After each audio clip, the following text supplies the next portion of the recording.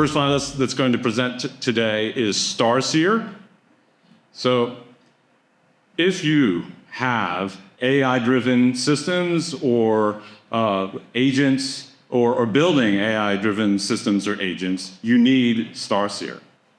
They are supported and advised by our friends here at Bulletech Ventures, and they have a platform that allows you to take inventory of your cyber-based systems, understand where they are, and then understand the weaknesses and vulnerabilities in these systems. We're going to have both Carl and Tim presenting you more details today. So without further ado, I'd like to introduce you Tim Schultz. He's CEO of Starseer. Tim?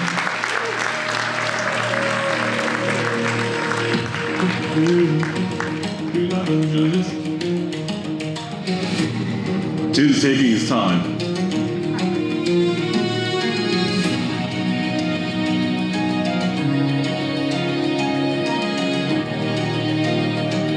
And for 2 minutes more.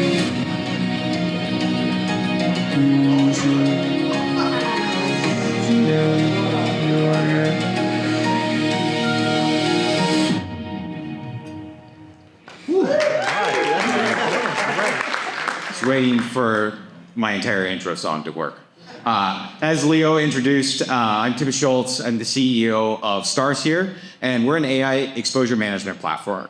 So one of the big things that we do at Starseer, and what we've seen with AI as a whole, is that people aren't really sure what to do about AI. They know it's a problem, security teams know they need to do something, but so far there's been lots of ways to unearth problems and risks, but there's not always a lot of ways in actually managing and mitigating them.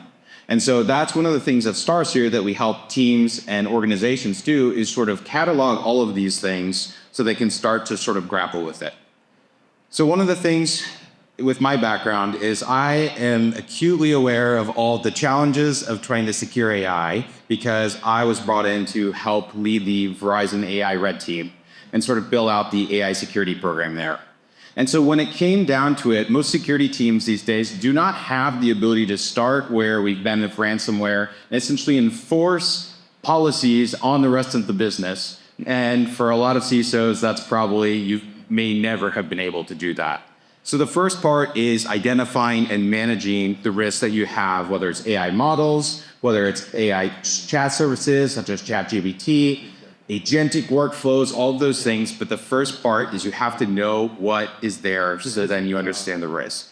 From there, that is when you can start building in enforcement, control mechanisms, that kind of thing. And of course, the last bit dives into assurance. How do we make sure that everything we've deployed is working as we expect and the risks are well understood? And so right now, security teams as a whole are really being inundated with either requests or not requests. It's just happening. A lot of AI services, a lot of AI efficiencies, whether it's the business using it or their employees trying to use AI to drive business efficiencies. And so while some places start with something like an approved set of services or models, and everybody starts with one of the big three, whether this is Claude, OpenAI, ChatGPT, or Gemini, this tends to be a good starting point. However, AI introduces shadow AI, which is a lot of these services, models that can be downloaded from the internet, and that introduces a lot of unknown risks to organizations. And so whether or not your organization thinks that they have shadow AI, there's almost a guarantee of it because there's so much proliferation of AI as a whole. So one of the things we found is that helping teams outline a set of usage policies and cataloging what is approved gives organizations and employees a way to actually start enforcing everyone through one or two or a few approved channels. And so this tends to reduce shadow AI usage. And again, this is all about helping organizations understand the risk that comes with deploying and using AI on a day-to-day basis. But one of the challenges here is that in security, we've become reliant on things like EDR and XDR and this really deep understanding of what are all the things that adversaries can do. And with AI models, we've looked so far at, you typically see inputs and outputs, right? Your prompt, what is my response? But we don't really know, and you hear this term, AI is a black box. And so that makes it much more difficult for us to understand what are all those risks during that decision-making process. And that's something Starseer helps address. Now, industries, everyone is trying to deal with AI, and this is where specific industries that are feeling this right now are actually small, medium businesses that are now at the point where they are having AI mandates sort of enforced or forced upon them. And so they're trying to understand, how do we tackle this problem from the very start? And so this is where credit unions are sort of a strategic beachhead for us from a go-to-market perspective. And there are over 4,000 credit unions. They have over $2 trillion in assets under management. And they have this acute pain where they need to understand how AI is being used. So there's expansion paths here where helping the credit unions allows us to also work with regional banks. And there's a financial regulation incentive for essentially deploying more AI assurance and usage across everything. And this is where one of the things where in the market we've seen a lot of guardrail solutions, automated AI red teaming, but again, moving to how do we start tackling those other parts of AI risks associated with the models themselves, with AI forensics, and runtime steering and controls. Those are things that Starseer is able to provide to organizations and teams that does differentiate us. And to help walk through some of that, my co-founder and CTO, Carl Hurd.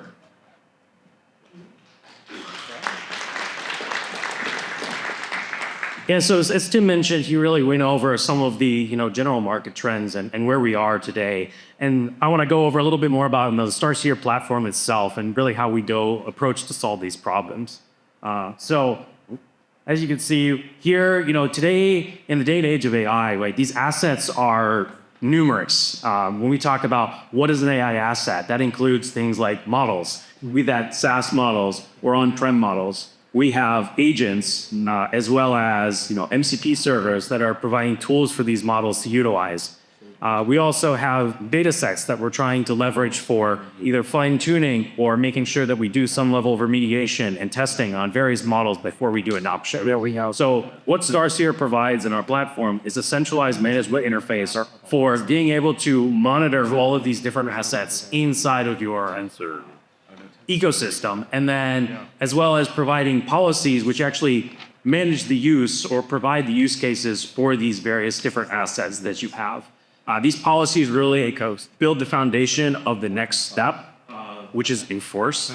As Tim mentioned earlier, we've really built the platform around three main pillars for what we consider AI security, as well as parallel to kind of an AI maturity model. So the first of which is manage, which I've just covered, and we move now to enforce.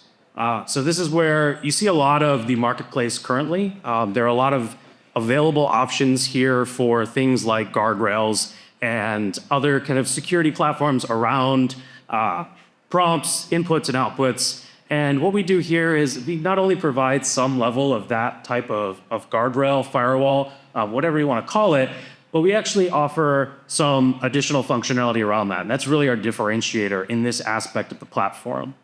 So when I talk about that differentiation, really what I'm talking about is the power of data and collecting that data for the use cases that are specific to your business. When we talk about all of this information going through the gateway, we can collect this information, categorize it for you, and automate the collection so that you can then use that for other parts of your kind of AI pipeline, if you will, whether that's fine-tuning models or just doing regression testing or trying to determine if a new model is the best solution for you.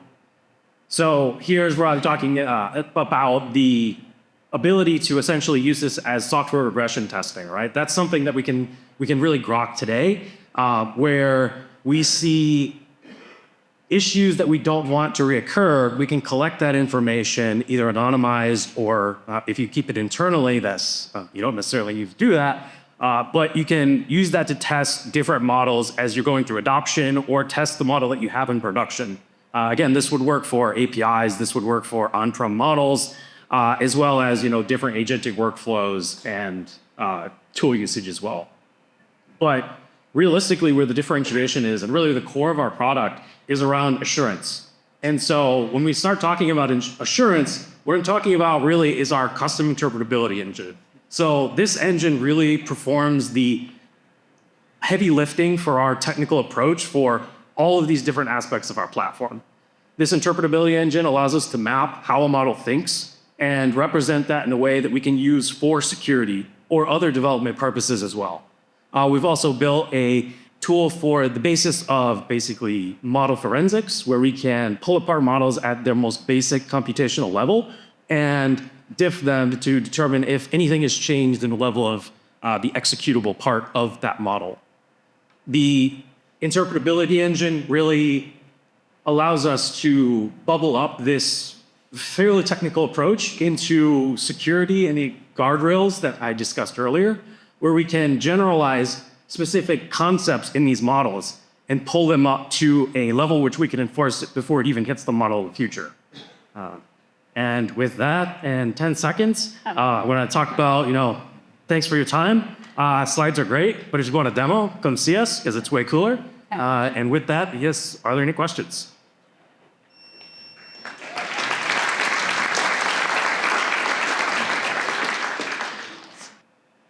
Hey, first question. So this kind of reminds me of, and by the way, great that she is awesome. This reminds me of the emergence of tools like Wiz and other types of cloud security posture management, application security posture management tools that have evolved as we migrated to the cloud and started all this DevOps, and now we're migrating to AI, we're doing all these models. But one of the problems when you start to introduce a new technology like Starseer is who's your buyer and what budget do you fit into? So how do you guys plan to, sell this and to what teams, and how do you bring a CISO like me who I think this is really cool? My whole team better be using this when they're doing their AI development.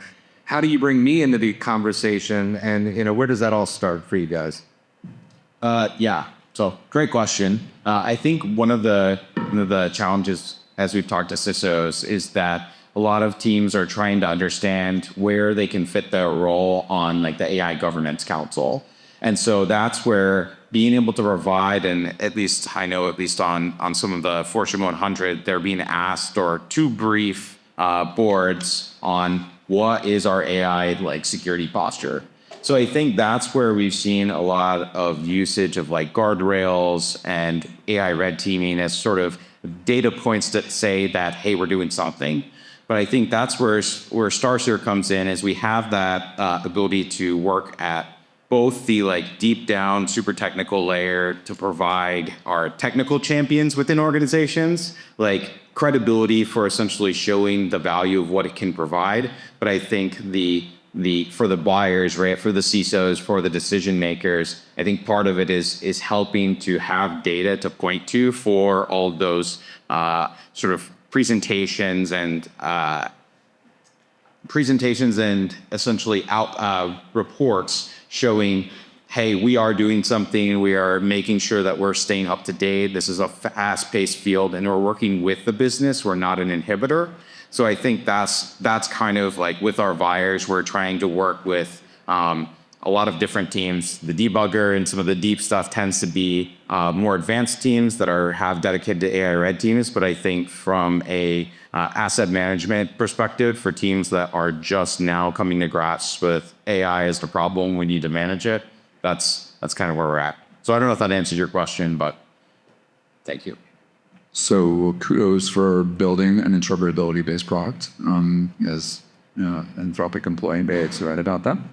The primary reason that interpretability-based products are interesting in the market today is some of the stuff that you presented in the slides, which is the excitement around understanding what's going on inside the black box, which can be useful for some risk mitigations as your product pitches. But the other reason is cost reduction. The reason I'm asking this is I have a very specific question about who the buyer is, but in a different way. If you're doing on-prem models, that's the only way that you can do interpretability today. And so those customers are going to be potentially cost conscious. So what's the pitch for a SaaS platform that's sort of like helping an on-prem customer deal with it and dealing with open weights models? Yeah. So I think that's a great question. And I think realistically, the platform in a SaaS form is a slight modification. There's actually some technology, right? This is getting into a little bit of the nitty gritty, but we can actually have a SaaS platform that is also informed by on-prem deployment, right? So you can use an on-prem model for informing a SaaS solution, privatized to specific use cases. So we can also deploy completely on-prem, so we don't necessarily need to use a SaaS model. That was the first way that we built it, was on-prem, and then we're now building a solution that also works for SaaS. When we start talking about cost conscious, I think the reality of it is that over time, adoption is going to kind of become a blend of both frontier models that exist today and models that are on-prem for really high privacy data, customer data, intellectual property for different companies. So the ability to have to be able to work in both spaces is a requirement. And as you said, the interpretability is really on-prem benefit. When you're using an API, you're really just hoping that whoever's API you're using is securing that model in whatever form or fashion that they deem is working for that is working. One pitching the future I'll talk about that I think Anthropic has done a lot of work on interpretability is that there's also quite a few shared concepts of universality between models. So I think this is where part of, our hypothesis too, with interpretability as a defensive mechanism is that even being able to use, we'll say, on-prem or locally hosted models, this we'll call it essentially like a sandbox, will allow for more customized guardrails and defensive solutions that could be applied even at a guardrail or edge layer between our customer and, for instance, a API provider like Anthropic, OpenAI, or Google. There were two things in the slides that I didn't understand, so maybe you could just unpack them a bit. One of them was claimed that you had backdoor detection in your slides a while back, and then the second was that you claimed that you had shadow detection, shadow usage detection. How are those two things implemented? How does the security team actually deploy what you're talking about? Yeah, so I'll start with the backdoor detection. When we talk about backdoors, there's a lot of, mixed verbiage and what constitutes a backdoor. Specifically, when we're talking about backdoors, we're talking about computational graph backdoors. You could also talk about data poisoning attacks and other forms of this. But what we're talking about, we're talking about this differentiation between the graphs. While we have the computation graph pulled apart to a level we can actually take two images and tell you all the differences between them, right? And that's how we do specifically the computational graph backdoor detection. In terms of detecting from no model or one model, we can actually do graph analysis to determine, baseline or essentially heuristic detection on that graph to determine, is this something that seems normal based on the fact that models typically are fairly repetitive in terms of each layer of a model is pretty similar. So if you see something that's a little bit different, that's a differentiator. Away from LLMs, all this technology works for neural networks in general. So you have to take a little bit of a different approach when you're talking about detecting those backdoors, like there's different heuristics, but similar idea. In terms of shadow AI detection, realistically, you can think of our platform as a consumer of tools that you already have. So you can think of it like you have your EDR, you have your SOAN. We're going to consume those logs and tell you, here's models that exist on, your endpoints. Here's applications that indicate that people are using AI outside of the kind of established norms. And again, that's kind of why we have the asset management. That's why we have a centralized platform for that type of asset collection, so that then we can kind of diff across that and say, this is something outside the norm. This is approved. This is a kind of expert. I'm interested to know how you actually deploy this into a customer environment, whether agents, whether clients is there a SaaS backend, is there central management, or like what is the deployment model methodology of this and how does it scale? Yeah, so the deployment currently is completely containerized. Basically, we can deploy where you can deploy containers. Obviously, the introspection interpretability engine requires GPU utilization, so you need tagged like GPU usage in Docker or Kubernetes or wherever you want to run it. In terms of SaaS application, it's going to be the same deployment, just in cloud. And then I was going to say we can also we have national security backgrounds. I think there are a lot of people in here, and so that was one of the things. Is this can be completely deployed offline, disconnected from the internet. There's no requirement to have that connected. So how does it perform? How do you get it to perform at the level that you need it to in any large and scaling enterprise? Are you going to need to throw more hardware at it, obviously? So are you providing recommendations for that hardware? And like, how is the customer going to notice when they're not where they need to be from a performance standpoint? So I'll give Carl a kudos and shout out because part of the reason, like a lot of the tooling that's been written for a lot of, we'll say AI, everything is all in Python, which, that was not something that tended to scale with enterprise use. That was why we did focus on writing this in Rust, which is much more performant. It's a systems language for C, C++ equivalent for anyone that's not familiar. It just means it's much lower level, it's much faster, and that was the goal, is to essentially scale and make sure that we can essentially support enterprise scale and deployments. So real quick, from a competitive landscape perspective, how do you see it?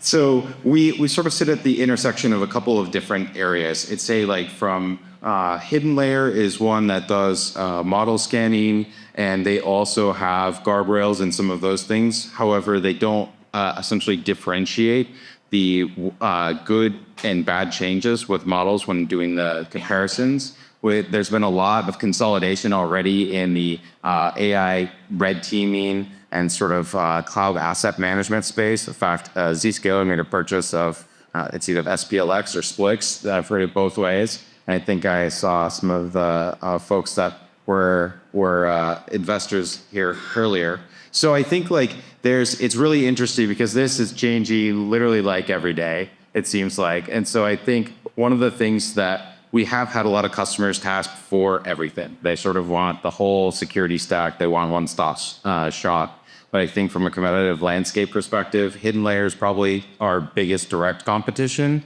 But I think as the consolidation happens, Zscaler and folks like that do have sort of we'll say a lot larger resource pool and are able to essentially do some of this, are going to be able to compete in most areas. I think interpretability is still an extremely niche competitive edge that we have. So I think that's where we've sort of built this with the understanding that is sort of our distinct advantage and will likely remain that way for a while.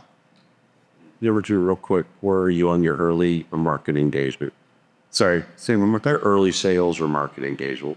Yeah, so for marketing, we've been constantly working on our messaging to find what are the things that people will essentially work to. Like sales, we're going through the very long process of a lot of we'll say Fortune 100 enterprise AI governance and procurement cycles right now. So we are actively engaged in a number of deals going through that sort of evals and getting to the proof of value.